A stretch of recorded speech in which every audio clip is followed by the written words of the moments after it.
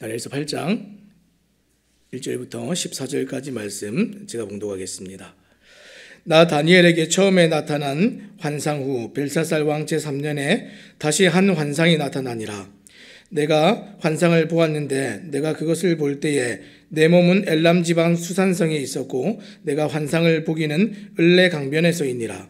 내가 눈을 들어본즉 강가에 두 뿔을 가진 순양이 섰는데 그 두 뿔이 다 길었으며 그중 한 뿔은 다른 뿔보다 길었고 그 긴 것은 나중에 난 것이더라. 내가 본즉 그 순양이 서쪽과 북쪽과 남쪽을 향하여 받으나 그것을 당할 짐승이 하나도 없고 그 손에 구할 자가 없으므로 그것이 원하는 대로 행하고 강하여졌더라.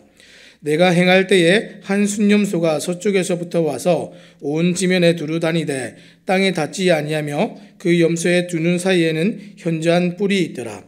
그것이 두 뿔 가진 순양 곧 내가 본 바 강가에 섰던 양에게로 나아가되 분노한 힘으로 그것에게로 달려가더니 내가 본즉 그것이 순양에게로 가까이 나아가서는 더욱 성내어 그 순양을 쳐서 그 두 뿔을 꺾으나 순양에게는 그것을 대적할 힘이 없으므로 그것이 순양을 땅에 엎드러뜨리고 짓밟았으나 순양을 그 손에서 벗어나게 할 자가 없었더라. 순염소가 스스로 심히 강대하여 가더니 강성할 때에 그 큰 뿔이 꺾이고 그 대신에 현저한 뿔 넷이 하늘 사방을 향하여 났더라. 그중 한 뿔에서 또 작은 뿔 하나가 나서 남쪽과 동쪽과 또 영화로운 땅을 향하여 심히 커지더니 그것이 하늘 군대에 미칠 만큼 커져서 그 군대와 별들 중에 몇을 땅에 떨어뜨리고 그것들을 짓밟고 또 스스로 높아져서 군대의 주제를 대적하며 그에게 매일 드리는 제사를 없애버렸고 그의 성소를 헐었으며 그의 악으로 말미암아 백성이 매일 드리는 제사가 넘긴 바 되었고 그것이 또 진리를 땅에 던지며 자애로 행하여 형통하였더라. 내가 들은즉 한 거룩한 이가 말하더니 다른 거룩한 이가 그 말하는 이에게 묻되 환상에 나타난 바 매일 드리는 제사와 망하게 하는 죄악에 대한 일과 성소와 백성이 내준 바 되며 짓밟힐 일이 어느 때까지 이를꼬 하매 그가 내게 이르되 2300주야까지니 그때에 성소가 정결하게 되리라 하였느니라. 아멘. 오늘 우리가 이 믿음의 눈이 주목하는 것이라는 제목을 가지고 함께 말씀을 나누기 원합니다. 오늘 본문은 이 다니엘이 본 이 환상 중에서 이제 양과 염소에 대한 이 환상이 기록이 되어 있습니다. 이 시간적으로 보면 이 7장의 네 짐승의 환상을 다니엘이 보고 나서 2년이 지난 다음에 이 환상을 이제 보게 되었는데 이번에 본 환상에서 다니엘은 이 순양과 순염소에 대한 환상을 보게 됩니다. 이 양과 염소의 환상은 이 8장 뒷부분의 해석을 보면 앞으로 세상에 일어날 이 제국의 흥망성쇠에 관한 이야기가 기록이 되어 있습니다. 어떻게 보면 우리가 앞에서 보았던 이 다니엘서 7장에서 본 네 짐승의 환상과 굉장히 비슷하죠. 그런데 이 7장과 8장의 차이가 무엇입니까? 이 7장은 하나님을 믿지 않는 이방 사람들을 향하여서 또 온 세상 전체에 어떤 일이 미칠 것인가 이것을 보게 하도록 하나님이 역사의 주인이시다라는 사실을 알려주었다면 이 8장은 하나님을 믿고 섬기는 이 유대인들을 향하여서 똑같이 이 역사의 주인이 하나님이시다라는 것을 가르쳐 주시며 다시 한번 강조하면서도 소망을 주는 말씀이 이제 8장의 말씀입니다. 우리가 이것을 잘 알 수 있는 대목이 이 다니엘서의 구조적인 특징인데 이 다니엘서가 기록이 될 때 지금 두 가지 언어로 기록이 되었습니다. 1장 1절부터 2장 3절까지는 히브리어로 기록이 되었고 2장 4절부터 7장 28절까지는 아람어로 기록이 되어 있습니다. 그리고 다시 오늘 우리가 보고 있는 이 8장 1절부터 이제 마지막 장까지는 다시 이제 히브리어로 이제 기록이 되었는데 이 히브리어는 이스라엘 백성들이 사용하던 언어가 이제 히브리어이죠. 그리고 이 아람어는 우리가 수리아어라고 해서 이 오늘날의 영어처럼 이 고대 중근동의 국제 통용어가 이 아람어였습니다. 자, 그러면 왜 이 두 가지 언어로 이 다니엘서가 기록이 되었을까요? 하나님은 이 이스라엘뿐 아니라 열방의 모든 민족이 세상의 주관자 되신 하나님을 바르게 알기를 원하셨기 때문에 그렇게 기록을 했습니다. 자, 오늘 8장부터는 다시 이제 히브리어로 기록이 됐는데, 자, 이것은 이스라엘 민족을 중심으로 앞으로 펼쳐질 이 미래의 역사에 대해서 지금 다루기 때문에 그렇습니다. 따라서 오늘 이 8장의 환상은 다니엘뿐 아니라 지금 당시 포로민으로 잡혀와 있던 모든 이 유대인들에게 소망을 주는 말씀이 되었습니다. 제국의 침략과 함께 지금 예루살렘이 다 이렇게 멸망하고 성전이 짓밟히고 포로민으로 살아가는 그 현실이 결코 쉽지는 않았습니다. 하지만 하나님께서 이들의 믿음의 눈을 들어서 하나님께서 오늘 보게 하시는 것들을 주목하도록 그렇게 지금 이끌고 계십니다. 자, 그러면 척박한 현실을 넘어서 믿음의 눈이 주목하게 한 것은 어떤 것입니까? 우리가 첫 번째로 살펴볼 것은 힘을 의지한 나라들의 결말입니다. 자, 1절부터 이제 8절까지 말씀드린데, 자, 1절, 2절 말씀 먼저 읽겠습니다. 나 다니엘에게 처음에 나타난 환상 후 벨사살 왕 제3년에 다시 한 환상이 나타나니라. 내가 환상을 보았는데 내가 그것을 볼 때에 내 몸은 엘람 지방 수산성에 있었고 내가 환상을 보기는 을레 강변에서이니라. 다니엘이 지금 환상 중에 이 바벨론에서 엘람의 수산으로 옮겨졌습니다. 이 수산은 이 엘람 왕국의 수도인데 이 구약 성경에서는 이 바사의 도성으로 나오고 있습니다. 따라서 이 환상의 내용이 지금 역사에서 이 페르시아라고 알려져 있는 바사 제국과 관련이 있다 하는 것을 우리가 알 수 있는데, 두 뿔을 가진 순양이 강가에 서 있는 것을 보았습니다. 다니엘이 주목하여서 이제 그것을 보고 있는데 3절 4절 말씀에 이렇게 되어 있습니다. 내가 눈을 들어본즉 강가에 두 뿔을 가진 순양이 섰는데 그 두 뿔이 다 길었으며 그중 한 뿔은 다른 뿔보다 길었고 그 긴 것은 나중에 난 것이더라. 내가 본즉 그 순양이 서쪽과 북쪽과 남쪽을 향하여 받으나 그것을 당할 짐승이 하나도 없고 그 손에서 구할 자가 없으므로 그것이 원하는 대로 행하여 강하여졌더라. 지금 다니엘이 지금 주목해서 어떤 이 환상을 보고 있는데, 지금 주목해서 보고 있는 것은 첫 번째로 이 순양의 큰 두 뿔과 순양의 활동입니다. 뿔이라는 것은 언제나 이 지금 성경에서 지금 통치의 상징인데, 그 두 뿔은 이 메대와 바사가 결합해서 하나의 나라가 된다 하는 것을 지금 말해주고 있습니다.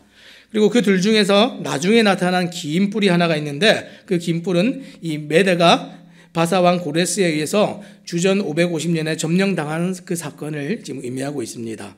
자, 그리고 나서 순양으로 묘사된 이 바사의 활동을 이제 보니까 메대를 무력으로 통합시키고 나서 거칠 것 없이 정말 사방으로 세력을 확장하고 있습니다. 바사에 맞서 싸울 수 있는 나라가 그 당대에 세상에 어디 있을까 싶을 정도로 굉장히 강력한 그 정복과 통치를 이루었습니다. 우리는 이것 보면 이제 영원히 갈 것 같은데 어떻게 됩니까? 그런데 두 번째 짐승이 또 나타납니다. 자, 5절부터 이제 7절까지 말씀인데 제가 읽겠습니다. 내가 생각할 때에 한 순염소가 서쪽에서부터 와서 온 지면에 두루 다니되 땅에 닿지 아니하며 그 염소의 두 눈 사이에는 현저한 뿔이 있더라. 그것이 두 뿔 가진 순양 곧 내가 본 바 강가에 섰던 양에게로 나아가되 분노한 힘으로 그것에게로 달려가더니 내가 본즉 그것이 순양에게로 가까이 나아가서는 더욱 성내어 그 순양을 쳐서 그 두 뿔을 꺾으나 순양에게는 그것을 대적할 힘이 없으므로 그것이 순양을 땅에 엎드러뜨리고 짓밟았으나 순양을 그 손에서 벗어나게 할 자가 없었더라. 지금 순양으로 묘사된 바사를 당할 나라가 없겠구나 이렇게 생각할 때에 이번에는 염소가 이제 서쪽으로부터 왔습니다. 근데 지금 얼마나 빨리 달리는지 발이 땅에 닿지를 않습니다. 그리고 발이 땅에 닿지 않을 정도의 속도로 강가에 먼저 있었던 그 순양에게로 돌진합니다. 아무도 맞서 싸울 수 없을 거라고 여겼던 순양이 지금 어떻게 됐습니까? 7절 말씀을 다시 보니까 내가 본즉 그것이 순양에게로 가까이 나아가서는 더욱 성내어 그 순양을 쳐서 그 두 뿔을 꺾으나 순양에게는 그것을 대적할 힘이 없으므로 그것이 순양을 땅에 엎드러뜨리고 짓밟았으나 순양을 그 손에서 벗어나게 할 자가 없었더라. 지금 바사 제국인 순양을 짓밟은 순염소는 이 헬라 제국입니다. 이 그리스를 의미하는데 이 순양에게도 뿔이 있는데 지금 5절에 보니까 지금 두 눈 사이에 현저한 뿔이 있더라 이렇게 얘기를 했습니다. 지금 이 뿔도 강력한 통치를 나타내는데 지금 헬라 제국을 일으킨 이 알렉산더 대왕을 얘기하고 있습니다. 지금 200년 이상 근동에 이제 패자로 군림하던 바사가 지금 신흥 강국 이 헬라 제국에 의해서 참혹하게 제후를 맞는 그 장면을 묘사하고 있습니다. 지금 아무도 당할 자가 없을 것이다 이렇게 여겼는데 어떻게 합니까? 손을 써볼 수 없을 정도로 너무나 쉽게 무너져 버렸죠. 자, 그러면 이 강력한 헬라 제국은 또 어떻게 됩니까? 자, 8절 이제 말씀 제가 읽겠습니다. 순염소가 스스로 심히 강대하여 가더니 강성할 때에 그 큰 뿔이 꺾이고 그 대신에 현저한 뿔 넷이 하늘 사방을 향하여 났더라. 헬라 제국의 순염소도 온 세상을 영원히 제압할 것 같았는데 그 알렉산더 대왕의 그 뿔이 또 꺾입니다. 자, 그리고 나서 4개의 뿔이 다시 돋아났는데 곧 4개의 통치 권력으로 나라가 분열되는 것을 의미합니다. 그 사랑하는 여러분, 지금까지 보았던 그 단순히 강력한 나라 그런 것이 아니죠. 우리가 지금 오늘 보았던 이 나라들은 제국입니다. 제국. 이 제국이라는 것은 온 세상을 장악하고 모든 나라들을 정복하여서 통치한 이 세상의 모든 강력한 힘의 중심에 있는 나라들이 이 제국입니다. 한 강력한 나라였다 이것이 아니라 온 세상을 한번 다 제패해봤다 이런 나라들이 지금 제국인데 그 힘을 의지한 나라들 다 어떻게 됐습니까? 아무도 대항할 수 없을 것 같았는데 지금 다니엘이 주목하여서 본 것은 그들이 결국에는 너무나 쉽게 다 사라지고 역사의 뒷전으로 다 없어졌다 하는 것이 다니엘이 주목하여서 본 것입니다. 믿음의 눈이 이 모든 역사를 주목하여 볼 때에 지금 영원한 것이 없다 하는 것 우리가 지금 보게 됩니다. 영원할 것 같았는데 영원하지 않고 무너뜨릴 수 없을 것 같았는데 더 강력한 힘 앞에 너무나 쉽게 무너졌습니다. 힘을 의지한 나라들의 결말이 이런 것들입니다. 다니엘은 지금 포로민으로 여러 제국과 여러 왕들을 경험했지만 가장 강력한 이 땅의 제국도 통치도 반드시 무너지고 사라진다 하는 것 오늘 첫 번째로 그것을 주목했습니다. 역사 속에 온 세상을 제패했던 고대의 제국들 우리는 이름만 들어봤지 지금까지 남아있는 제국이 하나도 없습니다. 다 역사의 어느 시점에 잠깐 있었고 지금은 있지도 않습니다. 결코 우리의 소망이 되거나 의지가 되지 못한다는 것 다니엘이 그것을 주목하여 보았습니다. 자, 여기까지 보면 단순히 세계 역사에 대한 예언 같지만 좀 더 이제 후반부에 보면 이제 이스라엘의 민족과 관련된 이야기들이 이제 등장을 합니다. 자, 이제 두 번째로 그럼 척박한 현실을 넘어서 믿음의 눈이 주목한 것은 무엇입니까? 첫 번째 주목한 것은 세상에 영원한 나라 없다 이런 것이었다면 두 번째는 역사를 다루어 가시는 하나님의 손길을 보았습니다. 자, 9절부터 12절까지 말씀입니다. 제가 읽겠습니다. 그중 한 뿔에서 또 작은 뿔 하나가 나서 남쪽과 동쪽과 또 영화로운 땅을 향하여 심히 커지더니 그것이 하늘 군대에 미칠 만큼 커져서 그 군대와 별들 중에 몇을 땅에 떨어뜨리고 그것들을 짓밟고 또 스스로 높아져서 군대의 주제를 대적하며 그에게 매일 드리는 제사를 없애버렸고 그의 성소를 헐었으며 그의 악으로 말미암아 백성이 매일 드리는 제사가 넘긴 바 되었고 그것이 또 진리를 땅에 던지며 자의로 행하여 형통하였더라. 지금 이제 앞에 나왔던 이제 나라들과 또 다른 이제 한 나라가 이제 등장을 하는데 지금 9절에부터 보면 헬라 제국이 4개의 나라로 이제 분열이 됩니다. 이 분열된 나라 중에 하나가 이스라엘 민족을 지금 정복한다 하는 지금 예언을 담고 있습니다. 근데 지금 이 나라는 어떤 나라입니까? 우리가 알고 있는 이제 로마이죠. 로마. 그리고 나서 이 11절 말씀에 보니까 이 나라가 일어나서 어떤 일을 합니까? 제사를 없애버렸고 그의 성소를 헐었다 하는 말씀이 나옵니다. 이것은 이스라엘 나라를 정복하고 하나님의 성전에서 드려지는 예배를 못 드리게 하고 하나님 대신에 이방신을 섬기도록 강요하는 그런 내용입니다.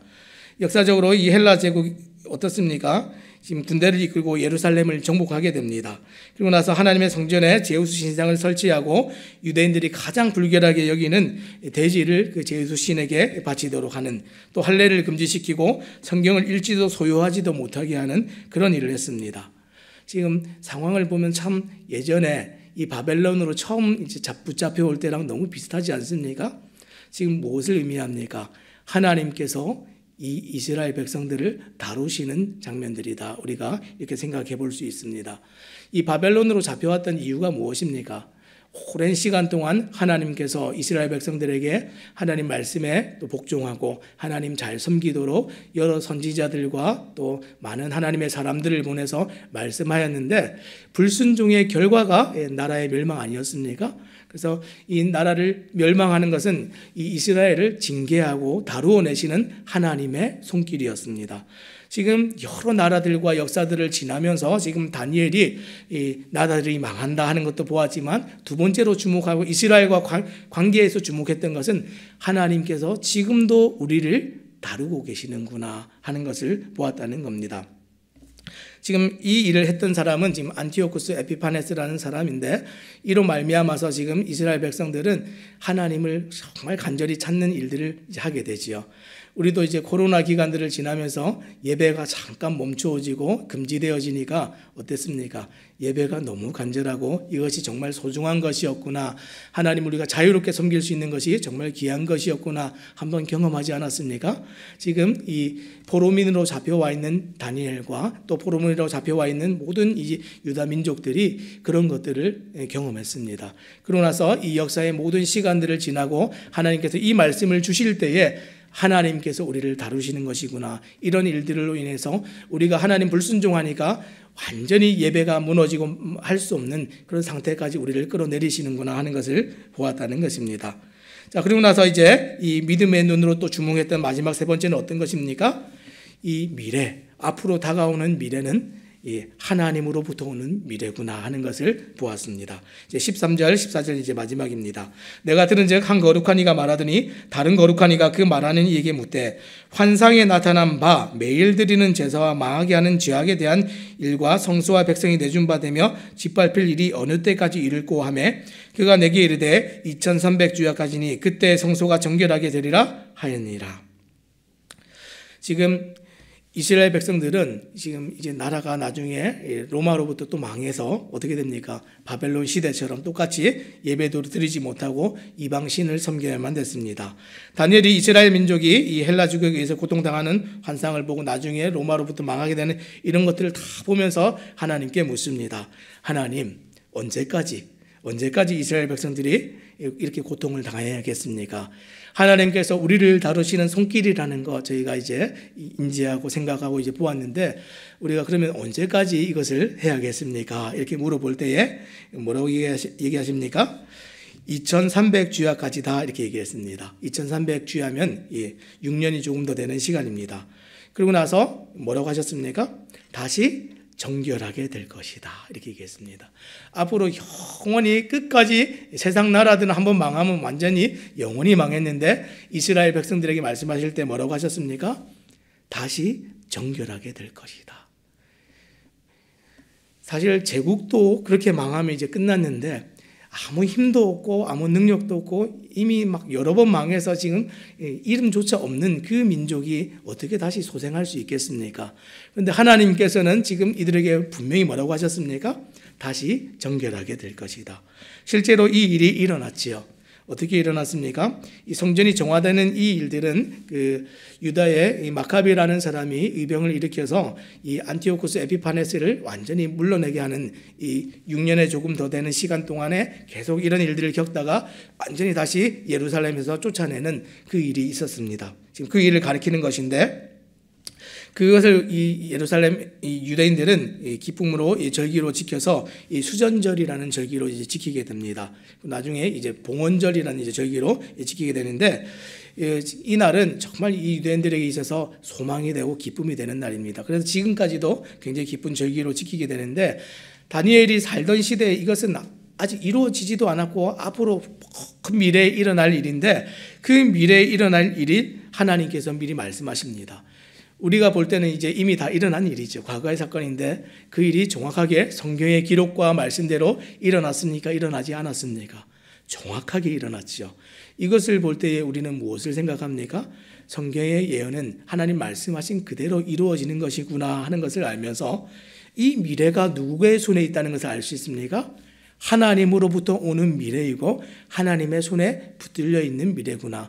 그래서 우리가 하나님을 놓친 세상은 제국일지라도 이렇게 영원히 망하는데, 하나님을 붙든 이스라엘은 어떻습니까? 하나님께 소망을 두고 하나님을 믿는 믿음을 가지고 살았던 이스라엘은 하나님께서 회복시키시니까 다시 일어나서 나라가 되었습니다.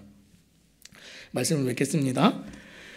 사랑하는 여러분, 세상의 패권은 이 손에서 저 손으로 그냥 옮겨집니다. 그렇죠?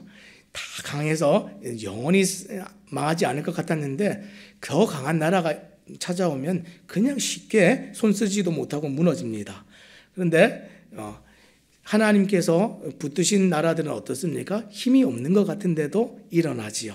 이런 것들을 볼 때에 우리는 하나님을 믿고 하나님을 소유하고 하나님 편에 서서 살아가는 것이 우리의 소망이 된다는 것을 생각해 볼 수 있습니다.